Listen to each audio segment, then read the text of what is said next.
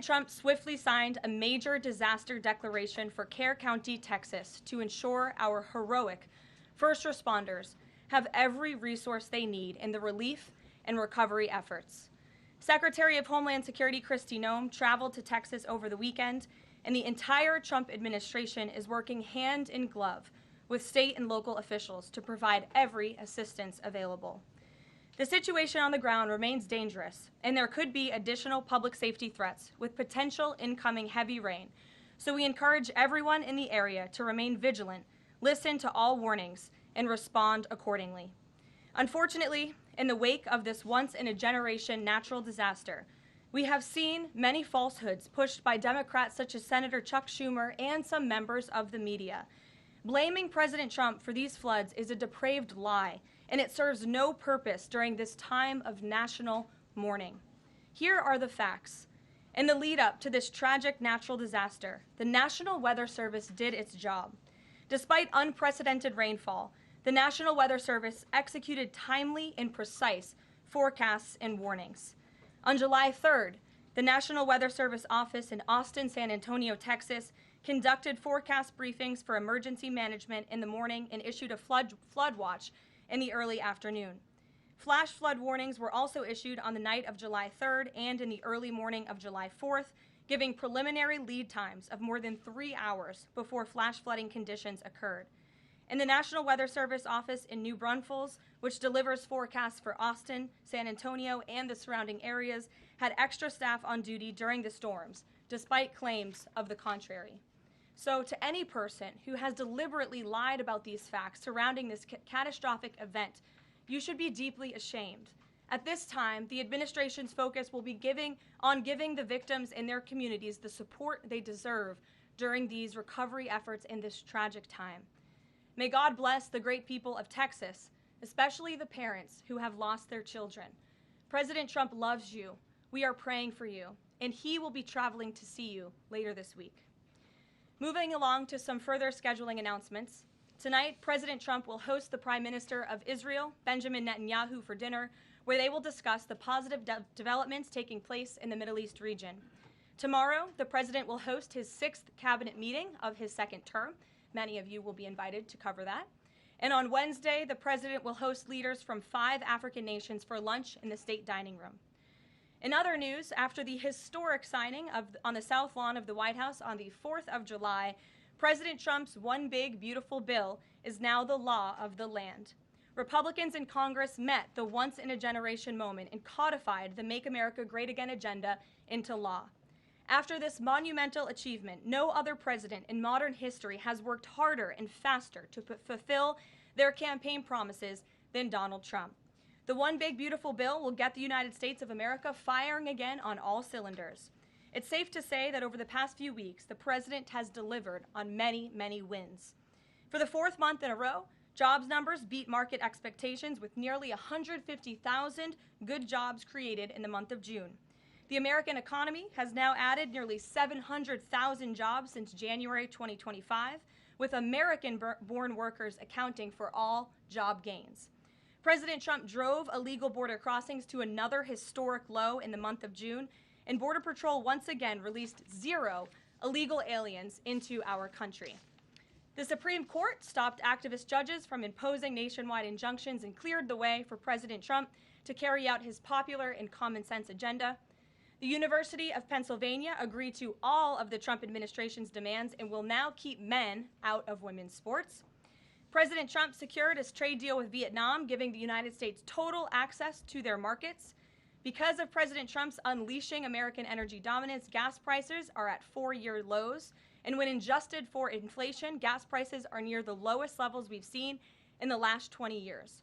NATO members agreed to raise defense spending to 5% of GDP, a foreign policy feat long thought impossible until President Trump made it happen. The Operation Midnight Hammer obliterated Iran's nuclear capabilities, taking out this imminent national security threat not just to the United States, but to the entire world. The president secured a ceasefire between Israel and Iran, ending the 12-day war. The president brokered a historic peace agreement between Rwanda and the Democratic Republic of Congo. Pakistan nominated President Trump for the Nobel Peace Prize in recognition of his decisive diplomatic intervention to prevent a nuclear war between India and Pakistan. Blue-collar wage growth has seen its largest increase in nearly 60 years, and President Trump has defeated Joe Biden's inflation crisis with core inflation at the lowest level since March of 2021. And just about all of that has happened in the last 3 weeks, and I know you all know it because you've been very busy here covering it along with us. So with that, I will take your questions today as we kick off another very busy week here at the White House. We'll lead with our new media seat, Brian Glenn, who is, of course, very present in this briefing room. He's put in a lot of hours covering this president, so we're glad you finally have a seat today. Brian, go ahead. It feels great to sit down. Thank you very much. You're welcome. I want to go back to the hurricane. You said that President Trump is scheduled to go to Texas later this week. Can you speculate on what day and what he has plans? Sure. The White House is currently arranging those travel plans. We hope that it will be later this week, likely on Friday, but of course we want to do it at the most appropriate time on the ground for state and local officials. We don't want to interrupt the recovery efforts, but we're planning tentatively for a Friday trip, and when that becomes final, we'll let all of you know, as we always do. And you gave a little bit of reaction earlier, but the National Weather Service, the union, actually publicly stated they had an adequate staff on hand to forecast and predict the storm. You shared your thoughts earlier on how the way the left has really weaponized this to blame the deaths in Texas on Trump. Want to comment on that again? Yeah, I just do think those comments are depraved and despicable, especially when so many Americans are mourning the loss of their children. The National Weather Service, as I said, did its job. Many experts, many meteorologists have said that. Many of you in the media, in all fairness, have said that as well. Unfortunately, not all. And many Democrat elected officials are trying to turn this into a political game, and it is not. This is a national tragedy, and the administration is treating it as such. We know the National Weather Service provided early and consistent warnings. They gave out timely flash flood alerts. There were record-breaking lead times in the lead up to this catastrophe. There is ongoing flood monitoring, and these offices were well staffed. In fact, one of the offices was actually overstaffed. They had more people than they need. So any claim to the contrary is completely false, and it's just sad that people are pushing these lies. Can I just get one more? Sure.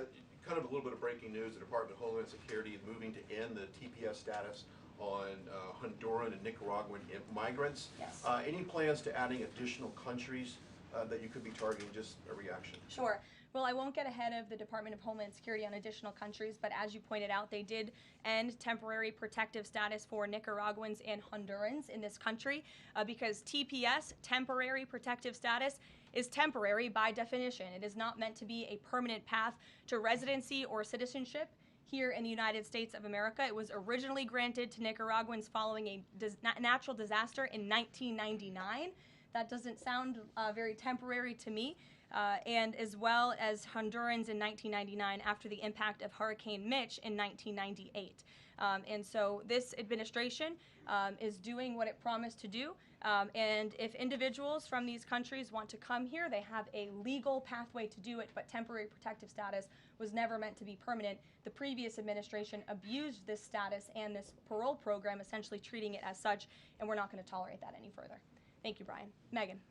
Secretary Bessent said yesterday that countries will boomerang back to the April 2nd tariff level starting August 1st. Why did the president decide to have those tariffs not take effect Wednesday as originally scheduled? And then I was also wondering if you could share, obviously we saw the letters the president sent out on Japan and South Korea, but if any other major U.S. trading partners are getting letters today. Sure, yes, I can confirm. In fact, I have those letters. If you could get me the folder with the letters in them, Liz, they're right in the previous office. I have the signed letters that went out to both South Korea and Japan today. And there will be approximately 12 other countries that will receive notifications and letters directly from the President of the United States. And weeks ago, I stood at this podium and I told all of you that the President was going to create tailor-made trade plans for each and every country on this planet. And that's what this administration continues to be focused on. The President will also sign an executive order today delaying the July 9th deadline to August 1st. So the reciprocal tariff rate or these new rates that will be provided in this correspondence to these foreign leaders will be going out the door within the next month, or deals will be made. And those countries continue to negotiate with the United States. We've seen a lot of positive developments in the right direction, but the administration, the president, and his trade team want to cut the best deals for the American people and the American worker That's what they're focused on. And in the effort of transparency, these letters will continue to be posted to Truth Social, so you can enjoy them yourself. Go ahead. Thanks, Caroline. Just about the visit of Prime Minister Netanyahu today, I was just wondering why that is not open to the press. Previous visits by him, we've had Oval Office press conferences. Does that reflect somehow the kind of sensitivity of this particular visit? No, they're having a private dinner. There's many important matters that are obviously ongoing in the region, as you know. The utmost priority for the president right now in the Middle East is to end the war in Gaza and to return all of the hostages. Also, as you know, there was a ceasefire proposal that Israel supports that was sent to Hamas, and we hope that they will agree to this proposal. We want to see all of the hostages released. That's on the top of the president's mind, so that will be discussed, as well as the many other positive developments we've seen in the Middle East. I want to go back to the trade deals. As you see, we have these beautiful letters that the president has signed. This one is to the President of the Republic of Korea, original signature on that, and these will be mailed. And then here we also have another letter to the Prime Minister of Japan as well. Both countries will be receiving a 25% tariff rate effective on August 1st. Thank you so much. You said it, and the president said it many times. You want to see an end to the war in Gaza. Will he give guarantees during this 60-day period of ceasefire that actually the war will end? Because this is a sticking point with Prime Minister Netanyahu, and I'm wondering if they see eye to eye on this point. And how do you see the next day? What the next day in Gaza will look like? Look, right now the president is focused on today and to get the Hamas to agree to this ceasefire. I don't want to comment on the details of the arrangement out of respect for these negotiations, but a agreeable and appropriate ceasefire proposal has been sent to Hamas. And I can also tell you Special Envoy Witkoff intends to travel to Doha later this week, where he will continue to engage in these discussions. And the Qataris and the Egyptians have been incredibly helpful partners in mediating these negotiations and discussions to bring peace to this region and end this conflict once and for all. Kristen. Two questions. Thank you, Caroline. Sure. The first question is President Trump reconsidering his plan to phase out FEMA, given what officials have said is their critical role on the ground now in Texas? Look, the president wants to ensure American citizens always have what they need during times of need. Whether that assistance comes from states or the federal government, that's a policy discussion that will continue. And the president has always said he wants states to do as much as they can, if not more. And in the case of Texas, the state and local officials are doing a tremendous job. And I know the president, Secretary Noem, and the federal government are very proud to be working with them. And the president has promised to give Texas the assistance that they need during this tragic time. Just one follow-up on cuts overall. Over the weekend, President Trump said that Elon Musk was a train wreck. Are there, given this current viewpoint, are there concerns within the White House or from the president himself over the cuts that happened under Musk while he was advising DOGE, including the National Weather Service? I think I've already addressed that, Kristen, and what I can tell you is that these offices were fully staffed.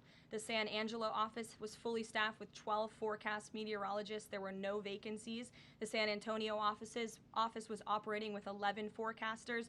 And as Brian said, the union themselves said that there was adequate staffing. So I think those words speak for themselves, and the numbers speak for themselves. This was a once-in-a-century flash flood, a tragic natural disaster, and the administration is doing all that we can on the ground to help these families during this time of need.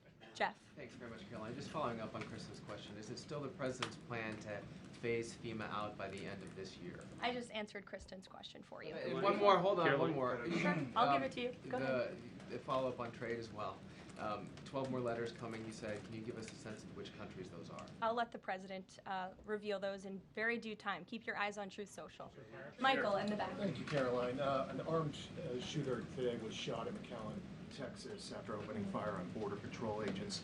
Comes just days after Democratic Congresswoman Pramila Jayapal recently said she gets, quote, inspired when activists obstruct ICE. Does the White House expect Democrats to tone down their rhetoric in light of what we saw today in McAllen, Texas? We certainly call on Democrats to tone down their rhetoric against ICE and Border Patrol agents who, again, are everyday men and women. I would encourage AOC and other Democrats to actually meet with the United States Border Patrol. These are honorable Americans who are just simply trying to do their job to enforce the law. They go home to their families every night just like we all do, and they deserve respect and dignity for trying to enforce our nation's immigration laws and to remove public safety threats from our communities. The White House is aware of the shooting that took place today in Texas, and we are working with the appropriate federal agencies to get to the bottom of what happened. Karoline, the DOJ and FBI have now concluded there was no Jeffrey Epstein client list. What do you tell MAGA supporters who say they want anyone involved in Jeffrey Epstein's alleged crimes to be held accountable? This administration wants anyone who has ever committed a crime to be held accountable, and I would argue this administration has done more to lock up bad guys than certainly the previous administration. And the Trump administration is committed to truth and to transparency. That's why the Attorney General and the FBI Director pledged at the President's direction to do an exhaustive review of all of the files related to Jeffrey Epstein's crimes and his death. And they put out a memo in conclusion of that review. There was material they did not release because, frankly, it was incredibly graphic and it contained child pornography, which is not something that's appropriate for public consumption. But they committed to an exhaustive investigation. That's what they did, and they provided the results of that. That's transparency. Follow up on that, Sure. Caroline. Okay, so the FBI looks at the circumstances surrounding the death of Jeffrey Epstein. According to the report, this systematic review revealed no incriminating client list. So what happened to the Epstein client list that the Attorney General said she had on her desk? Well, I think if you go back and look at what the Attorney General said in that interview, which was on your network on Fox I've News. got the quote. Go ahead. John Roberts said, DOJ may be releasing the list of Jeffrey Epstein's clients. Will that really happen? And she said, it's sitting on my desk right now to review. Yes, she was What? saying the entirety of all of the paperwork, all of the paper in relation to Jeffrey Epstein's crimes. That's what the Attorney General was referring to, and I'll let her speak for that. But again, when it comes to the FBI and the Department of Justice, they are more than committed to ensuring that bad people are put behind bars. They have an operation going on right now called Summer Heat, which has our murder rate trending in the lowest direction in United States history. Their emphasis on violent crime and locking up violent criminals has led to the arrest of 14,000 violent criminals. That's a 62% increase from the same time period last year. So this Attorney General and the FBI Director are committed to putting bad people behind bars where they belong. They promised an exhaustive review. That's what they did. For any further details, I would refer you to the Department of Justice. Kate. Thanks, Caroline. With Prime Minister Netanyahu visiting the White House today, yesterday the president said that he was working on a more permanent deal with Iran, but several days ago he didn't think one was necessary. What changed? Well, when you asked me about this, or when you all asked me about this several weeks ago, I said the president thought maybe an Iran deal was not necessary, but of course the president is always interested in peace and diplomacy. That remains true, and the administration continues to be in contact, both directly and indirectly, with the Iranians on a deal. And then on tariffs, you're now delaying the deadline from July 9th to August 1st.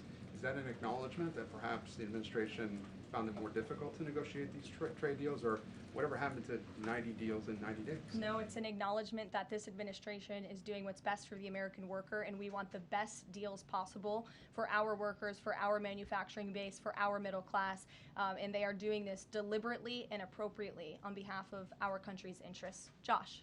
Thank you. A couple more on the tariffs. You said about 12 more letters. There were about 55 or so countries, including the EU as a bloc, that were facing this tariff increase.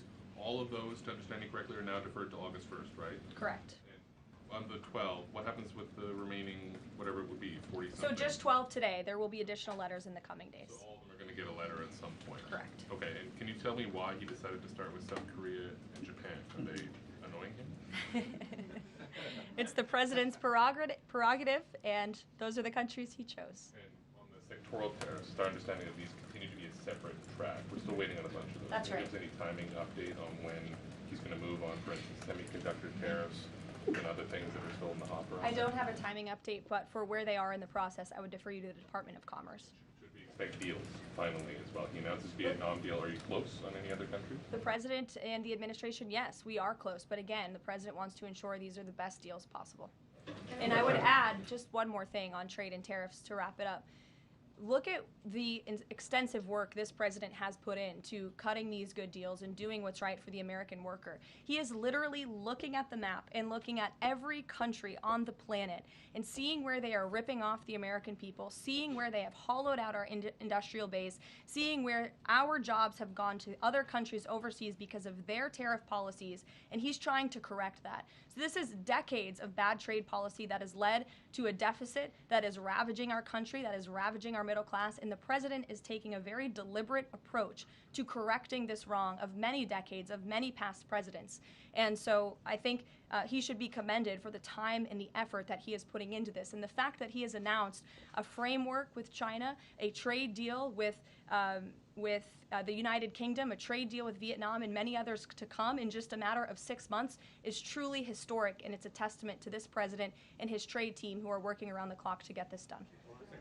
Sure, go ahead. Thank you so much, Caroline. Two questions on Iran. What's the permanent deal with Iran looks like for the president, and what issues related to Iran should it cover? And secondly, has the president seen the interview with Iranian president, which he says that the United States president, Mr. Trump, is capable enough to guide the regions toward a peace and a brighter future, and puts Israel in its place, or it gets more into conflict? Has the president seen these comments, and what's his reaction to these comments? I'm not sure if he's seen those comments, but certainly I think it's true that the president is the right man for the job to move the direction, this region into the direction of peace and stability for the future. That's what he and his national security team are working on every day, and we've already seen historic achievements in that direction. Go ahead. In the back. Kelly, go ahead. Okay, great, thank Sure. you. And then in front of you. Okay, a couple questions for you. First on... Y'all need name tag signs. First question on the flooding in Texas. I know there has been some concern about the timing of the alerts, knowing that they did go out, but the warnings coming out in the wee hours, so while many people were likely sleeping. Can you share just details what you know about why those warnings were sent while people were likely sleeping, and then what the administration is doing to ensure that these alerts come out sooner? Well, the alerts imminently were sent out before the flood when people were sleeping, because the flood hit in the very early hours of the morning. So people were sleeping in the middle of the night when this flood came. That was an act of God. It's not the administration's fault that the flood hit when it did. But there were early and consistent warnings. And again, the National Weather Service did its job. On July 2nd, there were initial notices of potential weather and flooding risks were issued. On July 3rd, escalating warnings throughout the day with a flood watch issued at 1:18 p.m. And then later at 6:10 p.m. on July 3rd, the Weather Prediction Center warned of excessive rainfall and a high likelihood of flash flooding. At 6:22 p.m. July 3rd, National Weather Center issued a hydraulic warning highlighting considerable flooding risks, including in Caryville County. And then there were the timely flash flood alerts at 11:41 p.m., 1:14 a.m., and then another flash flood emergency warning issued at 4:03 a.m. just before the flood hit. So those were all of the warnings that went out to the affected area and region. Go ahead. One question on education funding Go for ahead. states and local Appreciate it, districts. Caroline. Two questions for you related to the Prime Minister's visit today. Number one, there's a report circulating that the Gaza Humanitarian Foundation provided a proposal to the White House to build these so-called humanitarian transit areas inside and outside of Gaza. The GHF is insistent it has nothing to do with that proposal. Can you shed any light on whether the White House has received such a proposal, and if so, from whom? I'm unaware if a proposal from the Gaza Humanitarian Foundation was sent to the White House. I haven't seen it, but I can ask our National Security Council. And also a document circulating that the White House is prepared to lift the Foreign Terrorist Organization designation from HTS, the group of President al-Shara in Syria. Can you confirm that that's taking place? Again, I haven't heard that, or I'm not aware of that action taking place. As you know, we did lift particular sanctions on Syria, but we did leave them on for particular terrorist groups. If that has changed, we will, of course, let you know if there's a change in policy, but I'm unaware of one at this time. Sure, go ahead. Me? Hi, Caroline. Thank you. Ahead of And then you can go too, since you're so eager. ahead of the president's meeting with Prime Minister Netanyahu today, is there a scenario where Israel has made it clear that they will not bring an end to this war until Hamas is decimated? And the president just 5 months ago suggested a potential takeover of Gaza. Is there a situation where tonight the two men will change their posture, and in the scenario that Hamas turns over the remaining hostages, that the war could come to a permanent end, and that they will seek that under that scenario that they would essentially try to bring this war to a permanent end beyond just that 60-day ceasefire. Again, you're putting a hypothetical situation in the air, so I don't want to comment on that out of respect for these ongoing negotiations and discussions that are taking place. But as for the takeover of Gaza, I don't believe the president ever said that. I think he discussed a rebuilding of Gaza once this war is over. This has become an uninhabitable place for human beings, and the president has a big heart. He wants this to be a prosperous, safe part of the region where people and families can thrive, and there will be a need for a real rebuilding effort when the time comes. But right now we need to end this war, and we need to bring all of the hostages home. The president is adamant about that. The war tonight? Look, again, I will let the president speak for himself later if he decides to comment on the details of the agreement, but out of respect for the discussions, I won't do that from the podium. Go ahead. So Congressman Lawler and Gottheimer have introduced a bill in Congress, the Bunker Buster Act, that would allow the United States to sell B-2 bombers and bunker buster bombs to Israel. Is that something the president would support? Well, I don't know if the president's aware of the Bunker Buster Act, but I will ask him and see what his opinion on that is. I'm not sure. Right, thank you. Caroline. Thank you, Caroline. Building off of the question earlier about the shooter in Texas who targeted ICE, Axios reported today, I believe, that Democrat lawmakers were saying their constituents are calling on them to be more violent when they go to ICE facilities, including, I believe, they want them to shed blood, and that they said that Democrat lawmakers should be willing to get shot themselves. Can you respond to that, and do you have concerns that any of these lawmakers might act on the wishes of their constituents? It's hard to believe anyone with morals in this country or decency would say such a thing. Obviously, the White House condemns that rhetoric, and we condemn violence of any kind. This administration is simply trying to enforce our laws, and we must be a nation of law and order. You cannot simply waltz across our border and live here illegally and expect to stay. We are going to enforce our nation's laws, and the men and women who are doing that are doing so in a respectful way. They are doing so within the confines of the law, and they are just trying to do their jobs. And we condemn any violence or any calls for violence of any kind against any American. Go ahead. Thank you, Caroline. I wanted to ask you if... I was not calling on you, but you can go ahead. It's fine. There's a lot of people in here today. President Trump already saw the letter that the Colombian president Gustavo Petro sent him, apologizing for his comments a few weeks ago, suggesting that there was an involvement from the U.S. government in an alleged coup d'etat in Colombia. And Secretary Rubio recalled the U.S. Chargé d'Affaires in Colombia. Did President Trump saw that letter, and what do you think about the comments from President Petro suggesting that the U.S. has some kind of involvement in a coup? I'm not sure if the president has seen that letter, but I can check with him in the National Security Council. We will get you a response if you follow up with my team. We will find out for you. Caroline? Sure, go ahead. Iris, go ahead. Thank you, Caroline. Thank you, Caroline. On two topics. First, I love how excited everyone is on Monday. Yes, Raquel, you can go out. On two topics. First, tariffs. The president announced last night that any countries aligning themselves with the anti-American policies of BRICS will be charged with an additional 10% tariff. Can you tell us more details on that? What specific policies is the president talking about here? What policies should countries stay away from to avoid being subject to additional tariffs? Sure. Well, the president feels, generally speaking, that BRICS is seeking to undermine the interests of the United States. It's the president's utmost responsibility to put the interests of the United States first. That's how he views his job as president. So he's going to ensure that America is fairly treated on the world stage, and he'll take any action necessary to prevent countries from taking advantage of the United States and our people.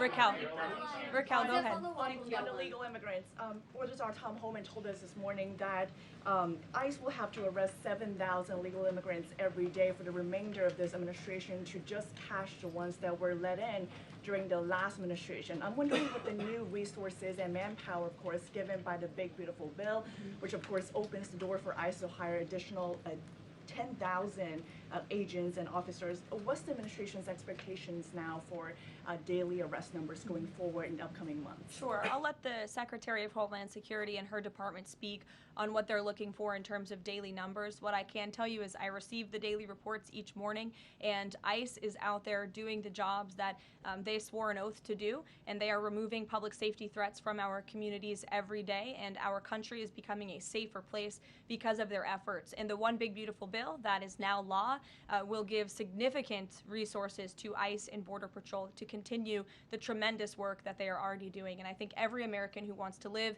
in a safe neighborhood should be grateful for their efforts. Thank you, Karoline, Just so much. Raquel, and then I can go to you. So much. And then you, Dr. Harper. Thank you, Karoline. It's a follow-up on the BRICS question. So does President Trump believe that the BRICS are getting stronger or trying to isolate the United States? And how close is he monitoring this summit that is taking place in Brazil right now? He's closely monitoring it, which is why he put out a statement himself. He does not perceive these countries as growing stronger. He just perceives them as trying to undermine the United States' interests, and that's not okay with him, no matter how strong or weak a country may be. Go ahead. Yes, go ahead. Yes. As promised, yes, go ahead. Thank you. Does Trump have a vision for post-war Gaza? You mentioned, he's talking about now the ceasefire, but does he support permanent or temporary Israeli presence in the Gaza Strip? Does he continue to see a continued role for the Gaza Humanitarian Foundation to continue to operate in the Gaza Strip? Well, as you know, because we've talked about it before, the president has directed aid to be moved into the region, and that has been taking place. You've actually seen people in the Gaza Strip yelling out, "Thank you, Trump," for the aid and for the meals that they have received, because the previous administration never did that for some reason. But this president, again, wants to see peace and stability in the region. So as I outlined previously, he views this part of the region as having a real chance at being peaceful and prosperous. But again, we need to end this war. We need to get all the hostages home, and Hamas needs to accept this proposal in order to do that. Dr. Harper, go ahead. I'm Dr. Anthony Harper with the Intermountain Christian News. Thank you for taking my questions.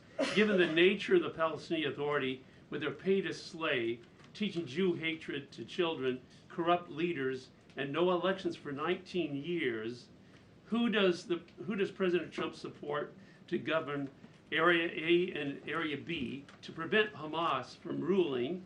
And what is President Trump's position on Israeli sovereignty? Sure. Well, the president believes Israel, of course, has a right to defend itself. As for the first part of your question, you're getting ahead, Dr. Harper. As I told you, the president wants Hamas to accept this proposal right now. He wants to see peace in this region, and he's committed to doing that. Sean.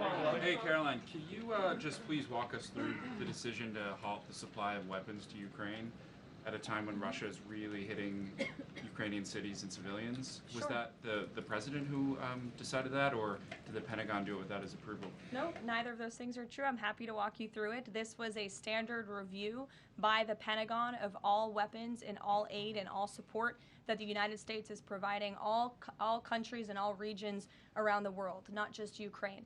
When the Secretary of Defense took office, he directed the Pentagon to conduct this review to ensure that everything that's going out the door aligns with America's interests. So it's a pause to review to ensure that everything the Pentagon is pushing out there is in the best interest of our military and our men and women in uniform. Fran.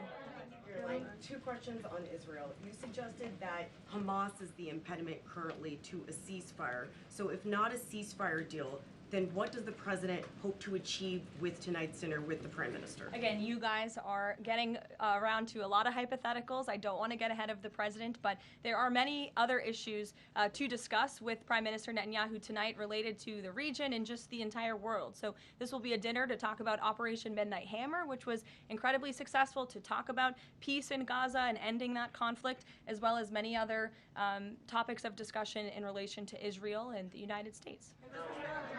Sure, go ahead. Thank you, Karoline. Given the fact, this is on the trade letters, given the fact that the president put into effect the tariffs on April 2nd and then put the pause into place, is the president at all concerned that these countries that are receiving the letters won't take them seriously because the deadline seems to have shifted already and may shift again? They will take the letters seriously because they have taken the president seriously, and that's why the president's phone, I can tell you, rings off the hook from world leaders all the time who are begging him to come to a deal. And this administration is working hard to ensure those deals are in the best interest of the American people. And this delay, again, is in the best interest of the American people. And you all will continue to see these letters released on the president's Truth Social, and we will see you all later. Thank you, guys. Thanks, Caroline.